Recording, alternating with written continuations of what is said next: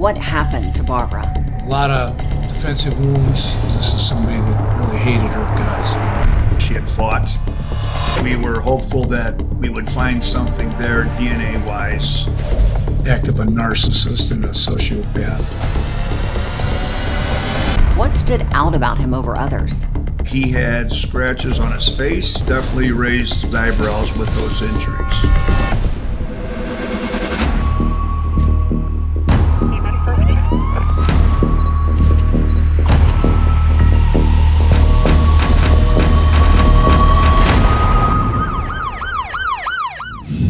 Hi, I'm Nancy O'Dell.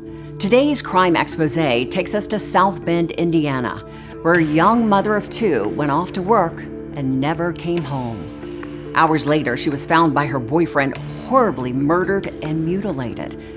As police began to investigate the crime, the boyfriend's bizarre behavior made him a suspect.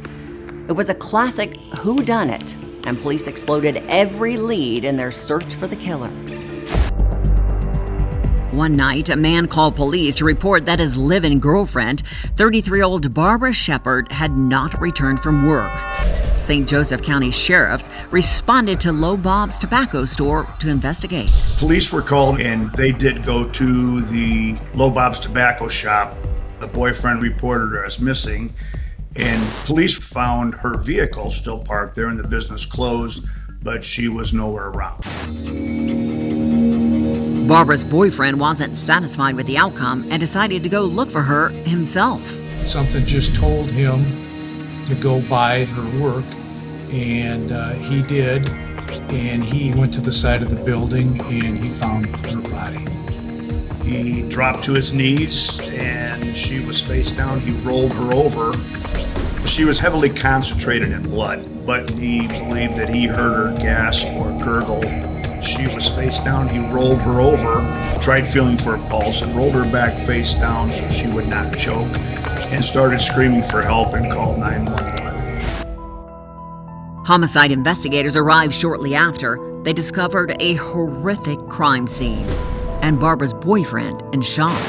What was Brian's demeanor like when police arrived? When the police arrived, they found him cradling her in his arms, completely covered in blood and very distraught. She was obviously deceased and had suffered multiple stab wounds defensively and in the abdomen, arms, face, neck area. When we saw the body, this did not look like this was a robbery. Very graphic. Basically, her head was held on with just a little bit of skin. A lot of defensive wounds. It was very up close and personal. My initial thought was this is somebody that really hated her guts. Police looked for anything that might suggest a robbery or that the victim knew her attacker. Barbara was fully clothed and the contents of her purse were strewn about. In a scene like that, the technicians preserve hands by taping sacks over them, and she had a lot of blood and crud in her fingernails. It was apparent she had fought, so we were hopeful that we would find something there DNA-wise. Police took Barbara's boyfriend, Jason Leba, aside to interview him about what he knew. Leba was distraught, but they needed to document his statement. What state of mind was Barbara's boyfriend in? Very distraught, obviously covered head to toe with blood, just in a state of disbelief, I guess. But the thing we as police look at is how much blood was on him, and the fact that he found her was a lot of things to key on.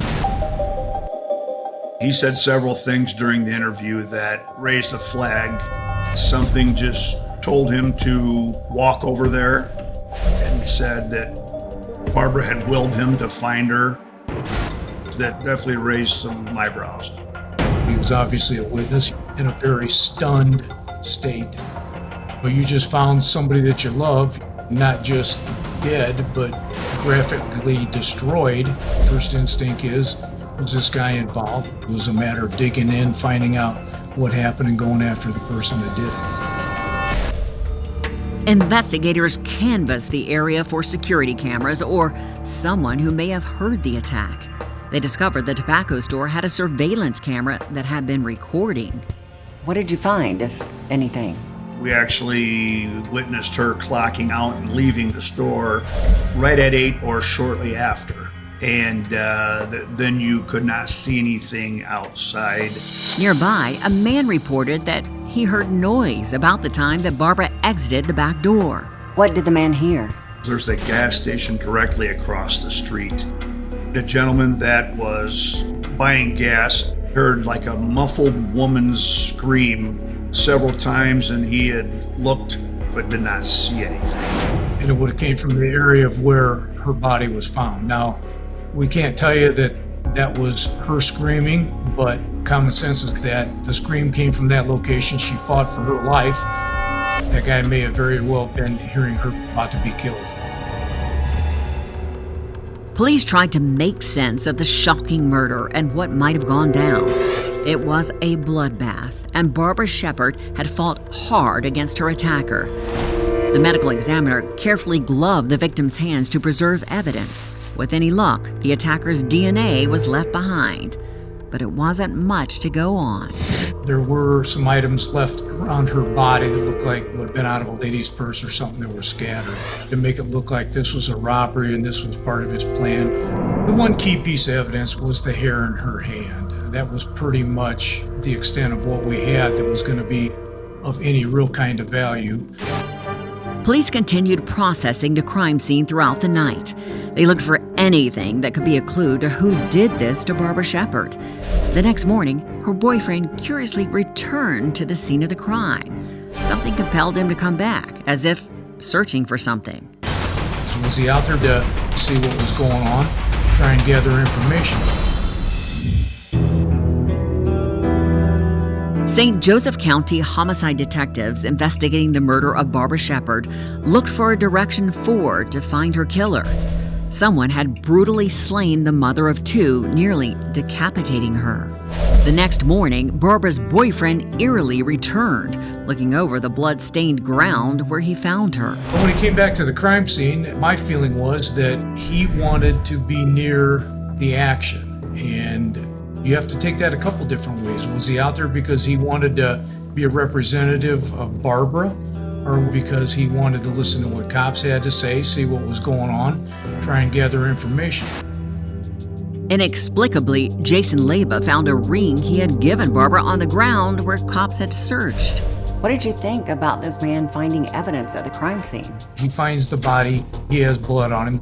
He finds the ring. This is a hell of a lot of coincidences. There could be more to this than what meets the eye. He was just walking in the alley back near where her body was found, which kind of struck us as odd, and questioned what he was doing. He just said he had to be near, if I recall what he said. Officers talked to him, and it didn't seem right, but he was found to have some type of a narcotic without a prescription, and he was ultimately arrested for that and taken from that scene. Detectives began to look closer at the man who discovered Barbara's body, her live-in boyfriend, Jason Leba. Now jailed on a drug charge, investigators considered an angle that could tie him to the murder. The boyfriend, he did have a criminal history, but nothing major, just petty stuff, nothing that would show any violent tendencies. His alibi for that night was that he had her two young children at the apartment and was not able to leave them. Pretty much everybody's a suspect until you figure out who did it, and we certainly had to look at him as a suspect. Until we can eliminate you, we're going to be looking at you. But he wasn't the only person that we had those feelings about. Police also learned from Barbara's co-workers that a customer had an obsessive interest in her. Whenever he entered the shop, she tried to avoid him. She just had women's intuition. Something didn't feel right. Some of his actions, the way he kind of hung around, made her not feel comfortable with him. He was somebody that had to be checked out and eliminated. So did you interview the odd customer? When he showed up to be interviewed, he had scratches on his face. He had scratches up and down his arms. Definitely raised eyebrows with those injuries. And he had told me that his cat had scratched him. It just didn't seem right, but there was nothing to go on. Police discovered that Barbara had been granted a divorce from her ex-husband only 10 days earlier. She had been awarded full custody of their 2 children, and he was not happy. According to her family, her ex had made online threats against her. When detectives met with Joseph Weyer, he didn't appear to be mourning Barbara's passing. If that was you or I, you'd want to know, how was she killed? Did she suffer? Where was she found? You'd have 100 questions because that's your wife. But he didn't care. I got the impression that he thought he was extremely smart. He's going to be able to get over on us. He was very rehearsed in things he said, but just his lack of emotion didn't set well with investigators. There was not enough probable cause to arrest him. And there was something even more unsettling about Joseph Weyer. He did have an injury on his hand. He said he hurt his hand loading up the compressor. He went to one of the big box stores and he smashed his finger. Weyer was found to have an outstanding warrant for failure to appear, and police arrested him. They also took a sample of his DNA. It would be several weeks before the DNA analysis was completed on the victim and potential suspects. Police didn't yet know who the killer was, but they knew they would get him. She had done him wrong and played him as if he is a victim. Didn't set well with investigators. Investigators had interviewed several potential suspects in the murder of Barbara Shepard. A DNA analysis of hair found in the victim's hands could point to her killer, but the test took nearly 2 months to complete. The wait was frustrating because a killer was still walking the streets.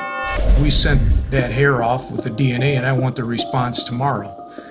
But it doesn't work like that. This guy gets to go on with his life, and the quicker we get him off the street, the quicker he's in jail and he's not a threat to anybody on the outside.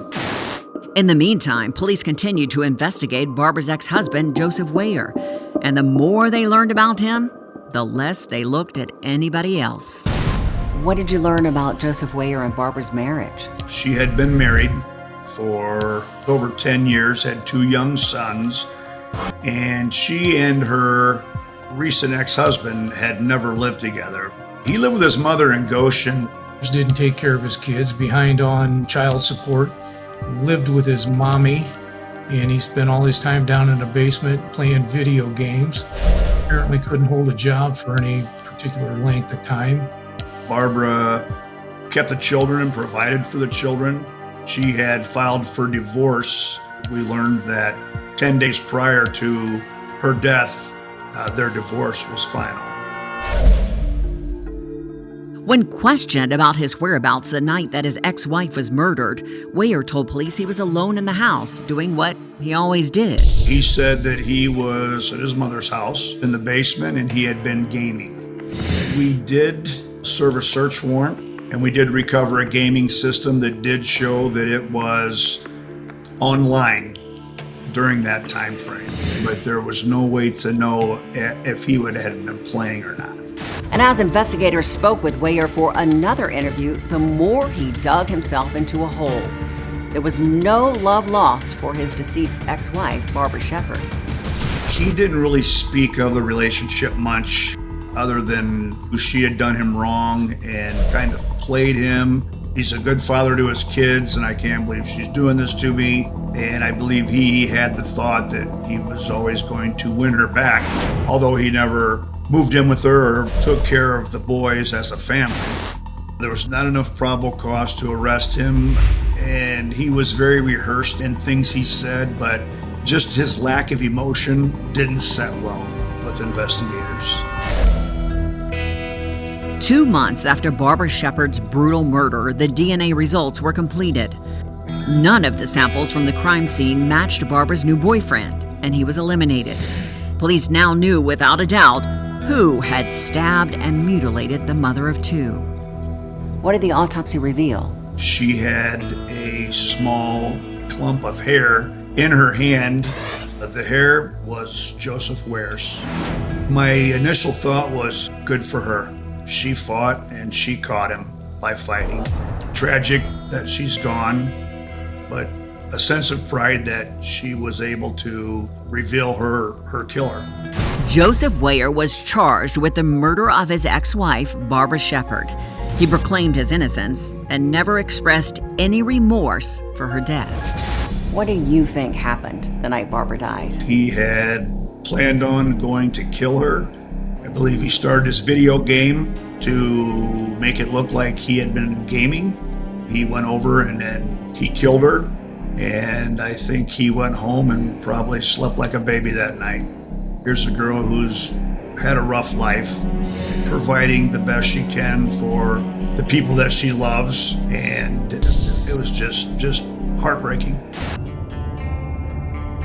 Joseph Weir is a narcissistic sociopath that only cares about himself. And he was going to do anything that he could to win, and the win was going to be kill her, get custody of their children, and collect Social Security, and he would no longer be responsible for having child support. For Barbara's family and the homicide investigators who worked tirelessly to find her killer, Weyer's arrest was bittersweet. The murderer was found, but it couldn't bring Barbara back. He thought he was extremely smart. He's going to be able to get over on us, and it didn't work out too well for him. Joseph Weyer was tried and convicted for the murder of his ex-wife, Barbara Shepard, and received a 65-year sentence.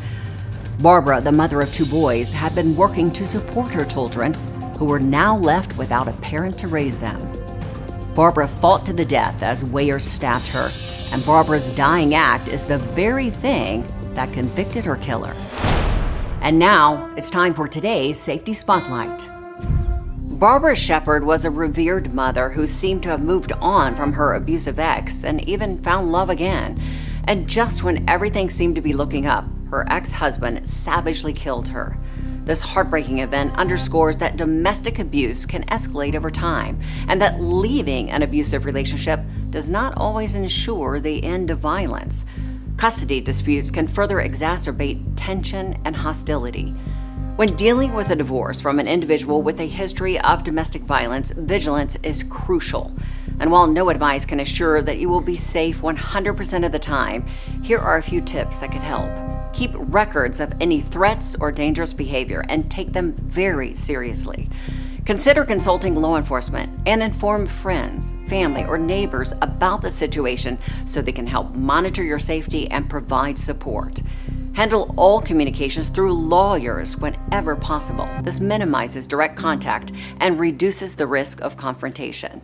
And for your safety, never agree to meet an ex-partner alone if there are any concerns about their behavior. Always involve a third party or arrange to meet in a secure, monitored environment. If you are experiencing abuse or you fear for your safety, call police or the domestic violence hotline at 1-800-799-SAFE. This case is heartbreaking in that a selfish ex, motivated by revenge, thought he could kill with impunity. He'll likely spend the rest of his life in prison. I'm Nancy O'Dell. For all of us here at Crime Expose, please join us next time and stay safe.